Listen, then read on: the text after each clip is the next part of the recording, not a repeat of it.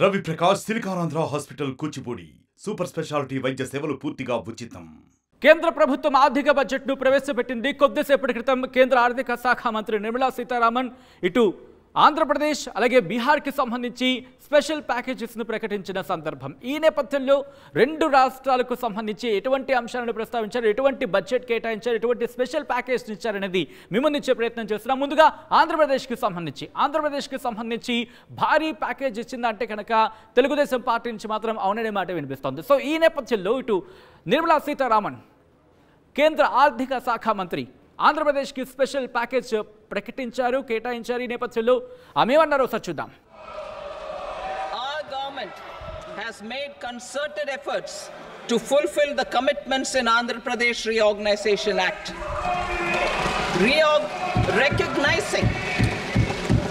Recognizing the state's need for the capital, recognizing the state's need for a capital, we will facilitate special financial support through multilateral development agencies. In the current financial year, 15,000 crore rupees will be arranged with additional amounts in future years.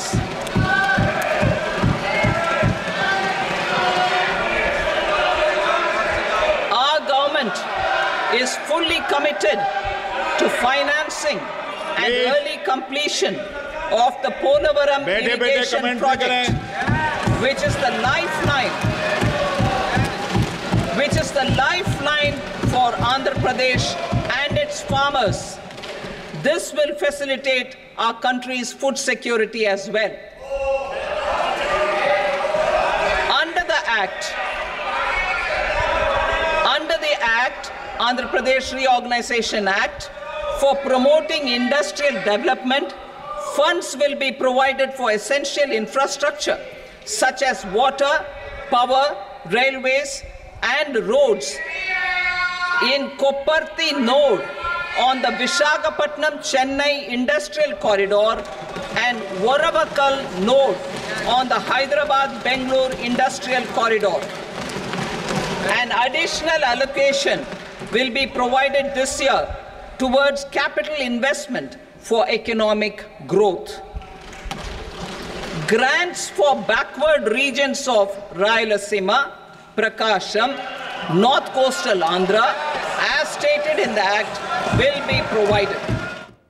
అది కేంద్ర ఆర్థిక శాఖ మంత్రి Nirmala Sitharaman budget ప్రవేశపెడుతున్న సందర్భంలో ఆంధ్రప్రదేశ్కి సంబంధించి special support, finance support, ఆర్థిక సాయానికి సంబంధించి అంటే స్పెషల్ ప్యాకేజ్గా చెప్పుకుంటున్న సందర్భం ఇది, ప్రకటించిన సందర్భంగా ఇది చెప్పుకోవచ్చు. ఈ నేపథ్యంలో ఒకసారి గ్రాఫిక్స్ రూపంలో చూసే ప్రయత్నం చేద్దాం. ఆంధ్రప్రదేశ్కి కేంద్ర ప్రభుత్వం ఏం కేటాయించిందనేది. ఇక అమరావతికి సంబంధించి 15,000 కోట్ల రూపాయల ఆర్థిక సాయాన్ని ప్రకటించింది కేంద్ర ప్రభుత్వం. దీంతో పాటు ఈ ఆర్థిక సంవత్సరంలోని వివిధ సంస్థల ద్వారా నిధుల కేటాయింపు ఉంటుందంటూ కూడా ఇటు కేంద్ర మంత్రి నిర్మలా సీతారామన్ చెప్పుకొచ్చారు. దాంతోపాటు భవిష్యత్తులో అమరావతికి మరిన్ని నిధులు కేటాయింపు ఉంటుందంటూ కూడా కేంద్ర ఆర్థిక శాఖ మంత్రి నిర్మలా సీతారామన్ చెప్పుకొచ్చారు. దీంతోపాటు పోలవరంకి సంబంధించి పోలవరం నిర్మాణానికి పూర్తిగా కట్టుబడి ఉన్నామన్నారు. ఈ నేపథ్యంలో పోలవరానికి కూడా మా మద్దతు ఉంటుందంటూ కూడా ఇటు చెప్పుకొచ్చింది కేంద్రం. విశాఖ, చెన్నై, హైదరాబాద్, బెంగళూరు పారిశ్రామిక కారిడార్కు ప్రత్యేక నిధుల కేటాయింపుకు సంబంధించి కూడా బడ్జెట్లో చెప్పుకొచ్చింది. ముఖ్యంగా ఇక్కడ కొప్పర్తి, దాంతోపాటు ఓర్వకల్లు, ఈ రెండు అంశాలని ప్రస్తావించింది. కొప్పర్తి, ఓర్వకల్లు నోట్లలో నీళ్లు, విద్యుత్తో పాటు మిగతా అంశాలకు సంబంధించి సపోర్ట్గా ఉంటూ కూడా చెప్పుకొచ్చింది. ఇక రాయలసీమ, ప్రకాశం, ఉత్తరాంధ్ర జిల్లాలకు ప్రత్యేక ప్యాకేజీ కూడా ఇస్తూ ఉంటూ కూడా చెప్పుకొచ్చింది. వెనుకబడి జిల్లాలకు సంబంధించి అక్కడ అంశాన్ని ప్రస్తావించింది. సో ఇది ఇటు ఆంధ్రప్రదేశ్కి సంబంధించి. ఇదే నేపథ్యంలో ఇటు బీహార్కి సంబంధించి కూడా ఎన్డీఏ కూటమిలో ఉన్న ప్రభుత్వానికి సంబంధించి మరీ ముఖ్యంగా కీలక పాత్ర పోషిస్తున్నట్టు తెలుగుదేశం పార్టీ అలాగే జేడీ. ఈ రెండు కూడా ఇటు బీహార్ అలాగే ఆంధ్రప్రదేశ్ ఈ రెండు కూడా కీలకంగా ఉన్నాయి కాబట్టి రెండింటికి స్పెషల్ ప్యాకేజ్ ఇచ్చింది అనే మాట వినిపిస్తోంది. సో ఇటువంటి చర్చ జరుగుతున్న నేపథ్యంలో బీహార్కి ఏమి ఇచ్చింది ఇప్పుడు చూద్దాం. అంతకన్నా ముందు బీహార్కి సంబంధించి కేంద్ర మంత్రి నిర్మలా సీతారామన్ బడ్జెట్లో ఇదే అంశాన్ని ప్రస్తావించారు. ఒకసారి బడ్జెట్లో బీహార్కి ఎటువంటి కేటాయింపులు చేసింది కేంద్రం ఇప్పుడు చూద్దాం. Formulate a plan Purvodaya for the all round development of the eastern region of the country, covering Bihar, Jharkhand, West Bengal, Odisha, and Andhra Pradesh. This will cover human resource development, infrastructure, and generation of economic opportunities to make the region an engine to attain Vikasit Bharat. On the Amritsar-Kolkata Industrial Corridor, we will support development of an industrial node at Gaya. This corridor will catalyze industrial development of the eastern region. The industrial node at Gaya will also be a good model for developing our ancient centers of cultural importance into future centers of modern economy. This model shall showcase Vikas B, Virasat B in our growth trajectory.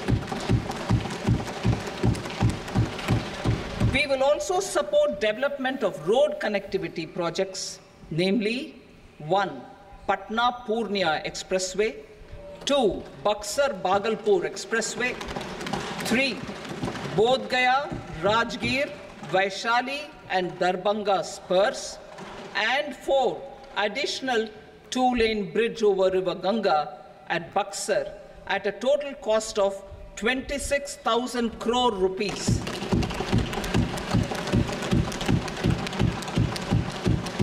Power projects, including setting up of a new 2,400 megawatt power plant at Pir Painti, will be taken up at a cost of 21,400 crore rupees.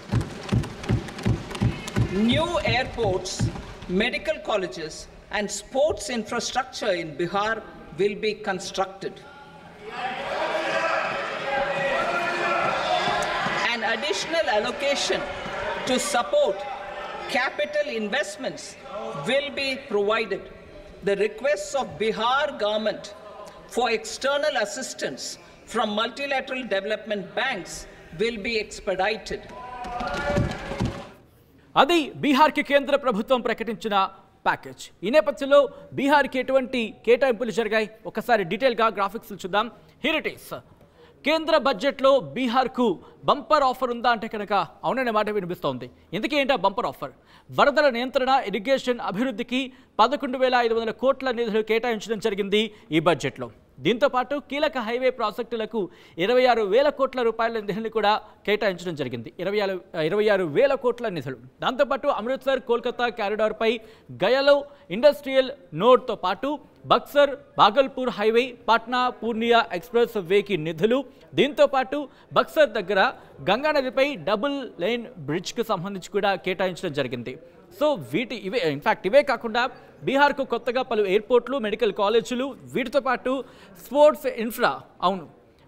ఇన్ఫ్రాకి సంబంధించిన కేటాయించడం జరిగింది.